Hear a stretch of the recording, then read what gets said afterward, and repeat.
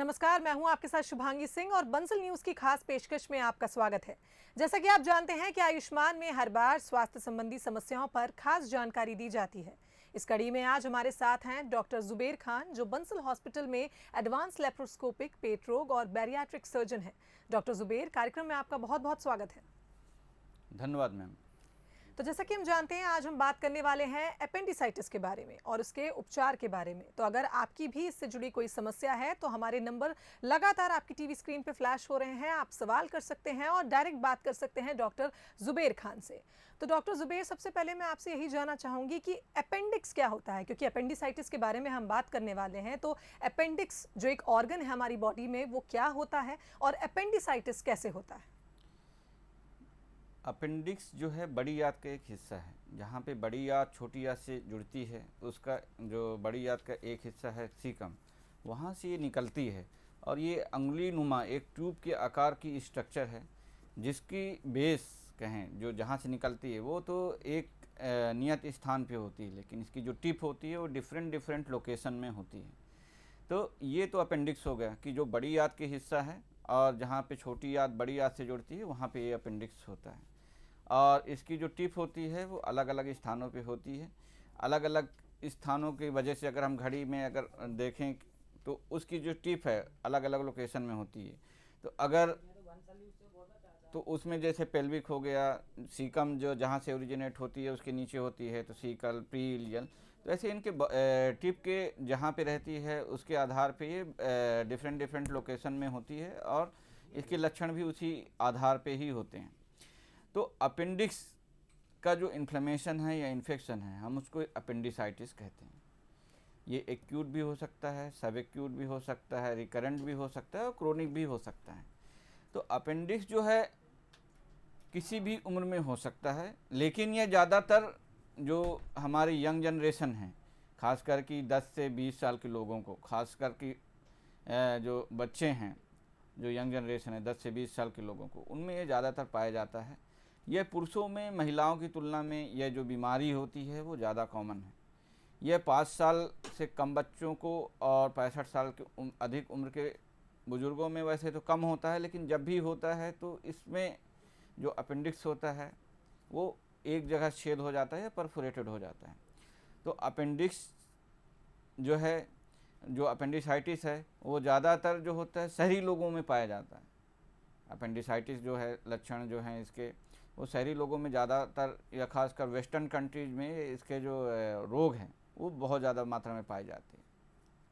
जी doctor Zuber, तो अगर बात करें, जैसा आपने कहा कि शहरी लोगों में ये पाया जाता है या वेस्टर्न कल्चर जो वेस्टर्न कंट्रीज़ है वहाँ पर ये पाया जाता है, तो क्या ऐसा लक्षण है, क्या लक्षण देखने को मिलते हैं और क्या वजह हो सकती है कि ये शहरी लोगों में ज़्यादा पाया जाता है अगर ग्रामीण लोगों से तुलना की जाए तो जो इसके जो लक्षण हैं उसमें जो है पेट में दर्द होना, खासकर कि ये जो है हमारा पेट के ऊपरी हिस्से से दर्द शुरू होता है और नाभि के आसपास रहता है और वो फिर धीरे धीरे जो हमारा पेट का निचली हिस्सा है, खास करके दाहिनी तरफ, उस साइड पे दर्द हो जाता है। तो जब ये शिफ्टिंग पेन जो है एक एरिया से दूसरे एरिया पे जाता है, ये इसका क्लासिकल फीचर है, जिसमें कि पेन जो दर्द होता है पेट के ऊपरी हिस्से में होता है, फिर नाभि के आसपास होता है और उससे ये पेट के दाहिने हिस्से के दाहिने हिस्से में जो नीचे की तरफ होता है उसमें दर्द होता है। इसके साथ साथ दर्द के साथ साथ आपको उल्टी जैसा या उल्टी हो सकती है, भूख में कमी हो सकती है। और जैसे कि मैंने बताया कि इसकी जो टिप का लोकेशन है, जो इसके जो अपेंडिक्स के जो आखिरी हिस्सा है वो कहाँ पे है, उसके टिप के लोकेशन और उसके इन्फ्लेमेशन के आधार पे भी अलग अलग लक्षण हो सकते हैं। जैसे कि अगर ये सीकम हुआ, जो बड़ी आंत की हिस्सा है, उसके अगर नीचे हुआ, और या यूरेटर जो पेशाब की जो किडनी से जो यूरिनरी ब्लैडर है उसके हिस्से को अगर इन्फ्लेम करता है, या फिर पेशाब की थैली को, तो बार बार पेशाब हो सकता है या मोशन बार बार हो सकता है। अगर जो अपेंडिक्स है वो फट गया तो पूरे पेट में भी दर्द हो सकता है।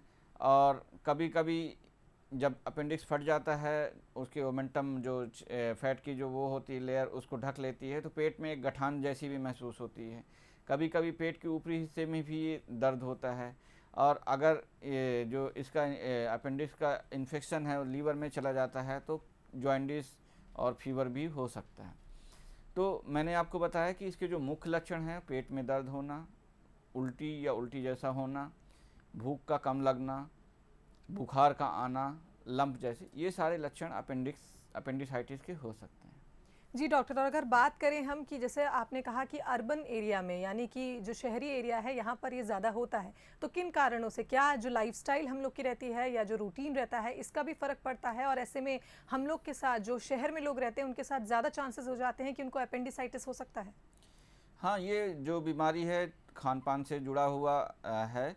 खास करके जो शहरी क्षेत्र के लोग हैं वो खान पान में अधिक वसा युक्त या कहें कि फास्ट फूड का इस्तेमाल ज़्यादा करते हैं। तो शहरी क्षेत्र में यह जो बीमारी है अपेंडिसाइटिस का, ग्रामीण की तुलना में ज़्यादा मिलता है। तो खान पान एक बहुत बड़ी वजह होती है जो कि अपेंडिसाइटिस का कारण होता है। जी डॉक्टर, अगर बात करें कि क्या कुछ टेस्ट होते हैं, कैसे पता चलता है कि हमें अपेंडिसाइटिस हो गया है? जैसे कि इसका लक्षण ही बहुत ही पिकुलियर होता है, बहुत ही क्लासिकल फीचर होता है कि मैंने जैसे पेट का दर्द बताया कि कैसे पेट में जो दर्द है, तो एक जो हिस्ट्री है उसके बाद एग्जामिनेशन में, जैसे कि हम इसकी जब डॉक्टर को आप दिखाते हैं तो जांच करता है, तो आपके जो पेट की दाहिनी तरफ जो नीचे का हिस्सा है उसमें दबाने पे दर्द होता है, छोड़ने पे भी दर्द होता है। तो ये हिस्ट्री हो गया और क्लिनिकल एग्जामिनेशन से। इसके अलावा जो होता है सामान्यतः जो अल्ट्रासाउंड है, इसको कि हम सोनोग्राफी कहते हैं, तो सोनोग्राफी से जो अपेंडिसाइटिस है उसका बहुत ही आसानी से पता लगाया जा सकता है। लेकिन कुछ लोगों में, जैसे कि अगर पेशेंट बहुत ज़्यादा मोटा है या जो अपेंडिक्स है जिसको उसकी ट्यूब की लोकेशन अगर छोटी बड़ी आंत के नीचे है, तो इस कंडीशन में कभी कभी जो है अल्ट्रासोनोग्राफी या सोनोग्राफी से इसका अपेंडिसाइटिस का पता नहीं लगता। तो इस कंडीशन में हम जो है सीटी स्कैन जो है पेट का करते हैं और उससे बहुत ही आसानी से जो है अपेंडिसाइटिस हम जो है उसका पता लगा लेते हैं। तो अल्ट्रासोनोग्राफी और जो है सीटी स्कैन, इसके द्वारा हम लगाते हैं, खासकर कि उन महिलाओं को जिनको कि प्रेग्नेंट हैं, जो गर्भावस्था धारण की हैं, तो ऐसे लोगों में अपेंडिक्स का जो लोकेशन भी चेंज हो जाता है और उनमें तो उसमें अल्ट्रासोनोग्राफी से हम डायग्नोसिस बनाते हैं। लेकिन अगर अल्ट्रासोनोग्राफी से उनकी डायग्नोसिस नहीं बनती तो कभी कभी हम एमआरआई का भी इस्तेमाल करते हैं, जिसकी वजह से अगर उनको अपेंडिसाइटिस है हम उसका पता लगा लेते हैं। तो डॉक्टर ज़ुबैर, जैसा आपने कहा कि कई टेस्ट होते हैं, सीटी स्कैन भी होता है, और मुख्य रूप से अगर बात की जाए तो पेट से जुड़ी ही ये बीमारी, मुझे ऐसा पता चल रहा है कि पेट से जुड़ी ही ये बीमारी है। तो पेट के निचले हिस्से में दर्द हो तो क्या अपेंडिसाइटिस है, या कोई एक रीजन होता है जिससे पता चलता है कि उतने ही रीजन में अगर दर्द हो रहा है तो ही आपको अपेंडिसाइटिस है? ये बहुत ही अच्छा सवाल किया आपने। कोई भी ज़्यादा जो पेट के दाहिनी तरफ अगर निचले हिस्से में पेन या दर्द है तो अपेंडिसाइटिस हो सकता है। लेकिन ये बहुत सारे और भी दूसरे कारण हैं जिसकी वजह से ये दर्द हो सकता है। खासकर कि जो हमारी जो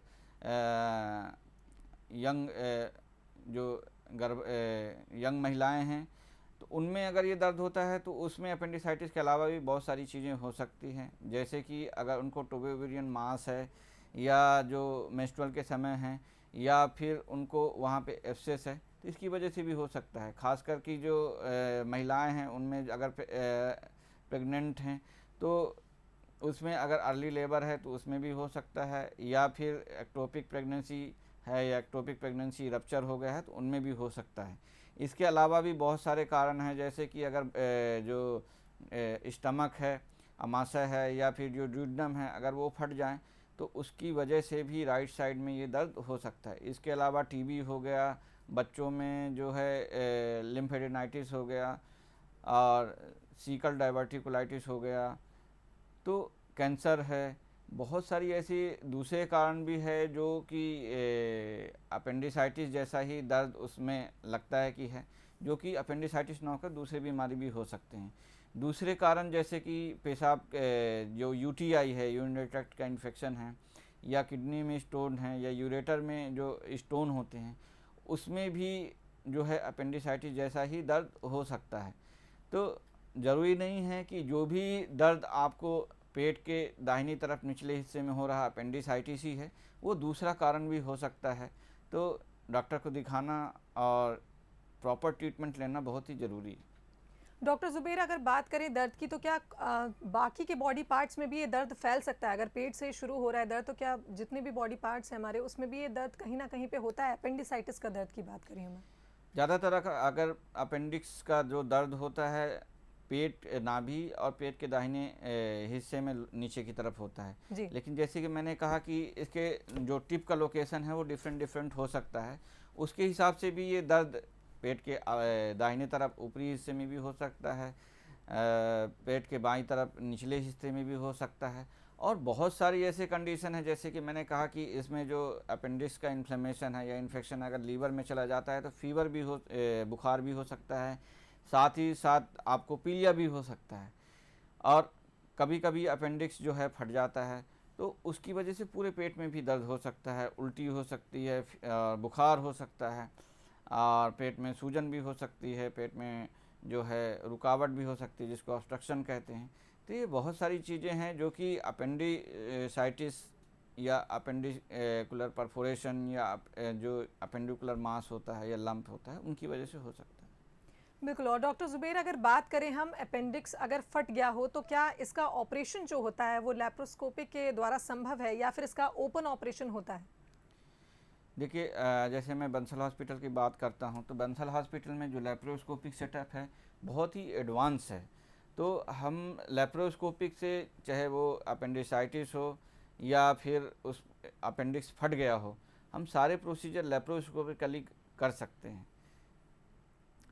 और उसमें पेशेंट को जल्दी डिस्चार्ज कर सकते हैं। उसमें पेशेंट की जो रिकवरी होती है बहुत ही जल्दी होती है, पेशेंट जो है जल्दी खाने पीने लगता है और पेशेंट घर भी जल्दी चला जाता है।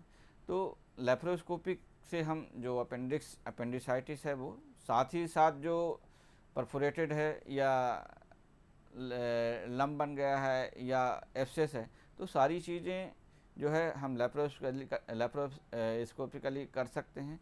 और दूसरी भी बीमारियां अगर हैं, अगर हमें लगता है कि अपेंडिसाइटिस के अलावा भी, जैसे कि मैंने कहा कि जो चाइल्ड बेयरिंग एज में जो फीमेल हैं, तो उसमें हम दूसरे कारण भी जो हैं हम उसको भी रूल आउट कर सकते हैं, उसका भी पता लगा सकते हैं कि अपेंडिसाइटिस के साथ साथ कहीं और दूसरी बीमारियां तो नहीं हैं, रप्चर्ड एक्टोपिक प्रेगनेंसी तो नहीं है, या फिर ट्यूबोवेरियन मास तो नहीं है, या दूसरी कंडीशन जो कि अपेंडिसाइटिस जैसा ही हो सकता है, वो कारण तो नहीं।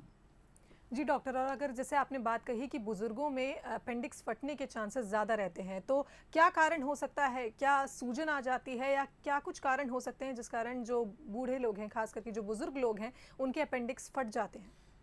तो आप बहुत ही अच्छा सवाल किया है मैडम आपने। जो एक्सट्रीम ऑफ एज, जैसे कि जिनकी उम्र 5 साल से कम है या जिनकी उम्र 65 साल से ज़्यादा है, तो जो 65 साल से ज़्यादा के लोग हैं, जो बुज़ुर्ग हैं, उनकी जो आर्टरीज हैं, जो खून की सप्लाई होती है अपेंडिक्स में, उसमें आपको पता है कि कोलेस्ट्रॉल या कैल्शियम का डिपोजिशन हो जाती है। तो ऐसे लोगों में जब अपेंडिसाइटिस होती है तो सूजन होता है, तो इसमें जो ब्लड की सप्लाई है वो जल्दी ही कम हो जाती है, जिसकी वजह से वो नेक्रोसिस हो जाता है और सड़ जाता है, जिसकी वजह से ये फट जाता है। और बच्चों में, जैसे कि मैंने कहा, जो 5 साल से कम है उसमें मोमेंटम उतनी अच्छी से डेवलप नहीं हो पाता। तो जो मोमेंटम जब कभी भी कहीं भी बॉडी पेट में इन्फ्लेमेशन होता है, इन्फेक्शन होता है, तो मोमेंटम जाके वहाँ पे उसको बचाने की कोशिश करती है। तो जब वो डेवलप नहीं होती है, तो इसलिए जो एक्सट्रीम ऑफ एज है उनमें, जैसे खास करके जो छोटे बच्चे हैं, जो बड़े बुजुर्ग हैं, तो उनमें अपेंडिक्स फटने के कारण यही है। जी डॉक्टर ज़ुबैर, और अगर बात करें, ये समस्या काफ़ी बढ़ रही है। भारत में अध्ययन हुआ है, उसमें पता चला है कि कई कुछ वर्षों से ये अपेंडिसाइटिस की जो समस्या है लगातार बढ़ती जा रही है।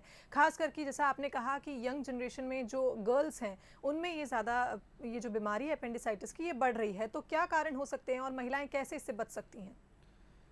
इसमें मैंने कहा कि इसमें पुरुषों को महिलाओं की तुलना में ज़्यादा अपेंडिसाइटिस होता है। खासकर कि जो 10 से 15 साल के जो लड़के हैं या कि 15 से 19 साल की जो लड़कियां हैं, उनमें अपेंडिसाइटिस होने की ज़्यादा संभावनाएं रहती हैं। और खान पान का विशेष ध्यान रखें। कि खासकर कि जो फास्ट फूड है, तली भुनी चीज़ है, चिकनाई युक्त पदार्थ हैं, इनका कम से कम सेवन करें। और अगर आपको अपेंडिसाइटिस है तो आपको डॉक्टर से जाके मिलना है और इसका जो इलाज है, उचित इलाज है कि इसका एक डायग्नोसिस है और इसका जो ट्रीटमेंट है प्रॉपर लेप्रोस्कोपी अपेंडिसेक्टोमी, तो वो कराना है। जी डॉक्टर ज़ुबैर, और अगर बात करें हम अपेंडिसाइटिस की, तो ऑपरेशन के बाद जैसे ऑपरेशन होता है, उसका उपचार है कि ऑपरेशन होता है, लैप्रोस्कोपिक वे में भी हो सकता है और ओपनली भी हो सकता है, तो ऑपरेशन के बाद कितने दिन तक अस्पताल में रहना होता है और क्या कुछ एक प्रिकॉशंस के तौर पे क्या कुछ चीज़ें करनी चाहिए कि ये चीज़ जल्दी से जल्दी ठीक हो जाए और ऑपरेशन के बाद रिकवरी जो है वो जल्दी हो जाए?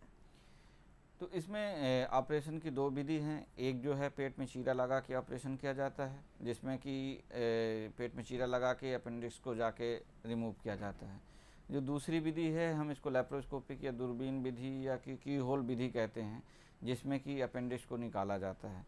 तो इसमें जो ओपन विधि है, उसमें जो है जो हॉस्पिटल में जो है लंबे समय तक रहना पड़ सकता है। दूसरा, इनको जो चीरा लगा होता है तो इसमें हर्निया का भी हर्निया होने की भी संभावनाएं रहती हैं, और जो घाव होता है उसका इन्फेक्शन का भी होने के चांस इसमें जो हम लैप्रोस्कोपिक विधि करते हैं उसकी तुलना में ओपन टेक्निक में ज़्यादा होता है। लेकिन लैप्रोस्कोपिक में हम ये छोटे छोटे की होल सर्जरी से जो अपेंडिक्स है उसका ऑपरेशन करते हैं, और इसमें जो दर्द होता है वो बहुत ही कम होता है। जो वुंड इन्फेक्शन के चांस हैं या हर्निया के चांस हैं वो बहुत ही कम होता है। तो अर्ली रिकवरी होता है, पेशेंट को हॉस्पिटल में कम स्टे करना पड़ता है और घर में जाके अपने जो रूटीन काम होते हैं वो बहुत जल्दी ही रिज्यूम कर लेता है, बहुत जल्दी अपने काम में लग जाता है, और कॉस्मेटिकली भी बहुत ही अच्छा होता है। तो जो लैप्रोस्कोपिक विधि द्वारा जो है अपेंडिसाइटिस का ऑपरेशन है वो बहुत ही सुरक्षित है, और पेशेंट 1 या 2 दिन में जो है अपेंडिसाइटिस के पेशेंट में जो है छुट्टी मिल जाती है। लेकिन हम बात करें कि अगर अपेंडिक्स फट गया है तो उस कंडीशन में पेशेंट को 3 से 4 दिन या 1 हफ्ते रुकने की ज़रूरत पड़ सकती है। जी बिल्कुल डॉक्टर ज़ुबैर, और जितने भी दर्शक अभी हमें देख रहे हैं, हमारे नंबर्स लगातार टीवी स्क्रीन पे फ्लैश हो रहे हैं, आप सवाल कर सकते हैं डॉक्टर ज़ुबैर से, और जो भी समस्या हमारे विषय से जुड़ी आपकी कोई भी समस्या हो तो आप डॉक्टर से सीधा संपर्क कर सकते हैं और हमें कॉल कर सकते हैं। डॉक्टर ज़ुबैर, अगर बात करें जागरूकता की, तो ये एक ऐसी बीमारी है, मुझे लगता है अपेंडिसाइटिस के बारे में अगर शहरी लोगों को तो पता है, लेकिन ग्रामीण जो लोग हैं उनको इस बारे में जानकारी नहीं है, तो किस तरह से हम उन्हें जागरूक कर सकते हैं, क्या कुछ आप कहना चाहेंगे? अपेंडिसाइटिस एक बहुत ही कॉमन बीमारी है। मुझे जहाँ तक लगता है कि जो अपेंडिसाइटिस के बारे में है या अपेंडिक्स के बारे में है, शहर के साथ साथ गांव के लोग भी काफ़ी जागरूक हैं इस बीमारी के बारे में, उनको अपेंडिसाइटिस के बारे में पता है। अपेंडिसाइटिस कोई एक नई बीमारी नहीं है कि लोगों को पता नहीं है, अपेंडिसाइटिस के बारे में लोगों को पता है। लेकिन यही है, उनको बहुत बार कन्फ्यूज़न होता है कि अपेंडिसाइटिस है तो क्या हम इसका ऑपरेशन करवाएं या फिर ऑपरेशन नहीं करवाएं। बहुत बार उनके मन में सवाल होता है कि हम क्या करें अगर हमें अपेंडिसाइटिस है। तो मैं उनको ये बताना चाहूँगा कि बहुत बार जो अपेंडिसाइटिस होता है, अगर हम इसमें ट्रीटमेंट में डिले करते हैं तो 20 से 25% चांस है कि जो अपेंडिक्स है वो फट जाए, और अगर अपेंडिक्स फट जाता है तो उसमें जो हॉस्पिटल में स्टे है, ऑपरेशन कास्ट और पेशेंट की मोर्टिलिटी ये बढ़ जाती है। तो मैं उन लोगों को यही बताना चाहूँगा कि अगर आपको ऐसी कोई भी तकलीफ़ या ऐसा कोई भी लक्षण है तो आप हॉस्पिटल, जो भी आपके निकटतम हॉस्पिटल हैं या हमारा बंसल हॉस्पिटल, वहाँ आके दिखाएं। और अगर हम इसका सही समय पे, सही टाइम पे अगर इलाज करते हैं तो जो अपेंडिक्स फट सकती है वो बच जाती है। आपकी जो मॉर्बिडिटी है, जो कि उसकी वजह से, फटने की वजह से होती है, उसमें जान का भी रिस्क बना रहता है, तो ये सारी चीज़ें कम हो सकती हैं। तो मैं यही बताना चाहूँगा, चाहे वो शहरी क्षेत्र के लोग हों या ग्रामीण क्षेत्र के लोग हों, अगर ऐसे लक्षण हैं तो आप डॉक्टर को दिखाएं, और अगर सही टाइम पे आप डॉक्टर को दिखाते हैं और सही टाइम पे इसका इलाज कराते हैं तो आपका जो इलाज है वो सही टाइम पे हो जाएगा, आपके जो एक्सपेंसेस हैं वो कम हो जाएगा, और आप जल्दी ही घर जाके अपना रूटीन काम है या अपने जो भी काम है वो जल्दी कर सकते हैं। जी बिल्कुल डॉक्टर, अगर बात करें हेरिडिटी की, तो क्या ये बीमारी हेरिडिटी से भी हो सकती है? यंग जनरेशन आती है उनमें भी वो बीमारी होती है, तो क्या हेरिडिटी एक रोल प्ले करती है इस बीमारी में? मैंने आपको बताया जैसे कि खान पान ही एक ऐसा कारण है, या जो कि हमारे या कोई इन्फेक्शन हुआ वही एक कारण है। आनुवांशिक की या हेरिडिटी का ऐसा कोई डायरेक्ट रिलेशनशिप नहीं है कि आपके फैमिली में किसी को है तो आपको भी हो सकता है। लेकिन अगर आपका खान पान है तो हो सकता है कि आपके लोगों को हो जाए। लेकिन अगर हम बात करें कि इसमें अपेंडिसाइटिस के अलावा भी बहुत सारे जो कारण होते हैं, जैसे कि अपेंडिक्स के कैंसर भी हो सकता है, या फिर ये दूसरे कारण जैसे कि मैकल डाइवर्टिकुलाइटिस, ये सारी चीज़ें, तो ये चीज़ें हो सकता है कि रिलेटेड हो। लेकिन जो जेनेटिक्स कहें या फिर हेरिडिटी, तो ऐसा कोई भी साक्ष्य नहीं है कि अगर आपके फैमिली में है किसी को तो आपको भी होगा ही। जी बिल्कुल डॉक्टर, इसी बीच हमारे साथ एक कॉलर जुड़ गए हैं अजीत भुवनेश्वर से। जी अजीत, आप सवाल कर सकते हैं डॉक्टर जुबेर से। हाँ जी, नमस्ते। हाँ नमस्ते जी। हाँ सर, मेरे को प्रश्न पूछना है। क्या बोल रहे हैं सर? मेरा एक प्रश्न है अपेंडिसाइटिस के बारे में। हाँ जी जी, पूछिए। मेरा एक बेटा है, उसका 1 वीक हो गया, ऑपरेशन हुआ है। जी जी। लेकिन उसके बाद वो इन्फेक्शन बार बार हो रहा है, पेट में भूख नहीं लग रहा है, इसीलिए कहाँ पे इन्फेक्शन हो रहा है सर? जी वहाँ पेट में अपेंडिक्स ऑपरेशन 1 वीक हो गया, ऑपरेशन हुआ है। कब हुआ था ऑपरेशन? 1 वीक। अच्छा अच्छा, ओपन ऑपरेशन है। ओपन ऑपरेशन हुआ तो वहाँ पे इन्फेक्शन हो गया वुंड में। जी। तो अपेंडिक्स में क्या फट गया था क्या अपेंडिक्स? नहीं फटना। तो उसका एज है 15 साल। 3 साल का है। तो जनरली मैंने बताया कि जो ओपन ऑपरेशन में है तो कभी कभी अपेंडिसाइटिस, क्योंकि अपेंडिसाइटिस में इन्फेक्शन होता है तो इन्फेक्शन जो है वुंड में हो सकता है। जी तो अजीत, मुझे लगता है आपको जवाब मिल गया होगा डॉक्टर साहब से। तो जैसा डॉक्टर साहब ने कहा कि कई बार अपेंडिक्स का जो खतरा होता है वो बढ़ जाता है, और जैसा कि ऑपरेशन हो गया है तो उसमें इन्फेक्शन होने के चांसेस है। डॉक्टर, आपसे जानना चाहूँगी कि इन्फेक्शन जो है, अगर बात करें जैसा कि अभी कॉलर ने भी पूछा कि ऑपरेशन हो गया है, क्या उसके बाद दोबारा अपेंडिसाइटिस हो सकता है? हाँ, अगर हम दोबारा हो सकता है। अगर स्टम्प जो होता है, जैसे कि हम अपेंडिक्स को निकालते हैं तो उसका जो बेस होता है जहाँ से वो निकलता है, अगर हमने उसको थोड़ा सा ज़्यादा छोड़ दिया है तो जो स्टम्प बचा है, जो बचा हुआ भाग है, अगर उसमें कभी जाके फीकोलिथ या जो लेटिन का पार्ट होता है वहाँ जाके ऑब्स्ट्रक्ट हो जाए या इन्फ्लेमेशन हो जाए तो दोबारा भी अपेंडिसाइटिस, जिसको कि हम स्टम्प अपेंडिसाइटिस कहते हैं, वो हो सकता है। बिल्कुल। तो अगर अपेंडिसाइटिस का जो ऑपरेशन हो गया उसके बाद भी वहाँ पे अगर दोबारा दर्द हो रहा है तो डॉक्टर को दिखाना चाहिए कि कहीं ऐसा तो नहीं है कि स्टम्प अपेंडिसाइटिस से कोई दूसरा कारण है। क्योंकि बहुत बार ऐसा होता है कि अपेंडिसाइटिस भी होता है और साथ में जो यूरेट्रिक स्टोन होता है, तो अपेंडिक्स का ऑपरेशन की वजह से वो दर्द तो ठीक हो जाता है, लेकिन अगर यूरेटर में स्टोन है आपके तो वो अपेंडिसाइटिस जैसा ही उसके लक्षण होते हैं। तो अगर दर्द होता है तो डॉक्टर को दिखाना चाहिए कि कहीं ऐसा तो नहीं कि यूरेटर में स्टोन है उसकी वजह से दर्द हो रहा है, या कभी कभी जो अपेंडिक्स के ऑपरेशन के बाद वहाँ पे कलेक्शन हो जाता है या वहाँ पे थोड़ा बहुत मवाद रह जाता है तो उसकी वजह से भी पेन हो सकता है। जी डॉक्टर, तो अंत में आप हमारे दर्शकों को क्या संदेश देना चाहेंगे और किस तरह से जागरूक करना चाहेंगे अपेंडिसाइटिस को लेकर, और क्या कुछ लक्षण अगर होते हैं तो कितनी जल्दी डॉक्टर के पास जाना चाहिए, क्या कुछ कहना चाहेंगे आप? अपेंडिसाइटिस बहुत ही कॉमन बीमारी है और बहुत सारे लोग इससे भली भांति परिचित हैं। खासकर मैं सभी लोगों को यही कहना चाहूँगा जिनको कि 65 साल से ज़्यादा हैं या 5 साल से कम है, अगर इनको अपेंडिसाइटिस है तो इनको बहुत, इनमें जो टाइमिंग है ऑपरेशन का वो बहुत मायने रखती है। तो तुरंत अगर कोई किसी को भी अपेंडिसाइटिस है तो उसको डॉक्टर को दिखाना चाहिए। अगर सही टाइम पे इसका ऑपरेशन होता है तो जो मॉर्बिडिटी है, मोर्टिलिटी कम हो सकती है। इसके साथ साथ ही जो खान पान है, खान पान बहुत ही अच्छा रखना चाहिए। जो तली भुनी चीज़ें हैं या फास्ट फूड है उनसे बचना चाहिए।